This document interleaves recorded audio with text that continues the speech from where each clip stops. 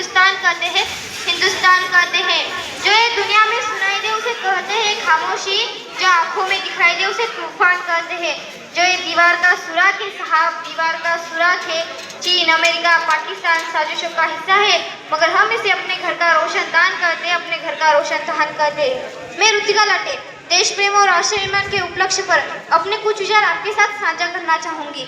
आज़ादी, आज़ादी का सही मतलब वही समझ सकता है जिसने कभी गुलामी की हो।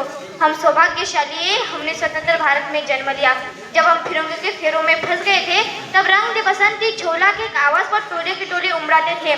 उनके वंदे मातरम के नारों से खून में आने वाला 5 देरी का तूफान तूफान ला देता था। लोग मर जाते थे, मिट जाते थे, फांसी चढ़ जाती थी, फिर भी अपनी देशभक्ति साबित कर रही थी, क्योंकि उस देर की देशभक्ति की कसौटी थी।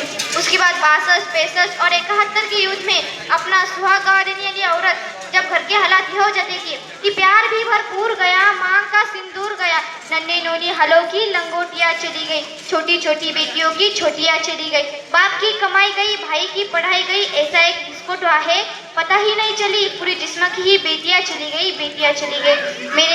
मेरे घर की तो रोटियां चली गई, रोटी आपके लिए तो एक आदमी मरा है साहब। उसके बाद यही सच्ची देशभक्ति और यही सच्चा राष्ट्र प्रेम है। हम ना एक ऐसे समाज में जीते हैं जहाँ पत्थर की मूरत को लगते हैं 56 भोग, भूखे पैसे तड़पते सो जाते हैं लोग। मजदूर को मजदूर समझिए, मजबूर नहीं, गरीब को काम दीजिए, दान नहीं। दान देने की इच्छुक है तुझे तीजिए रक्तदान दीजिए, और मरने के बाद अंगदान देकर मरते हुए जीवन को जीवन दान दीजिए। यही सच्ची देशभक्ति और यही सच्चा राष्ट्र प्रेम है। जाते जाते यही कहूँगी कि मेरा हिंदुस्तान महान था, महान ही महान रहेगा। मेरा हिंदुस्तान महान था, महान ही रहेगा। भूख का हौसला सबके दिलों में बुलंद, तो एक दिन पाकिस्तान भी जय हिंद कहेगा। धन्यवाद।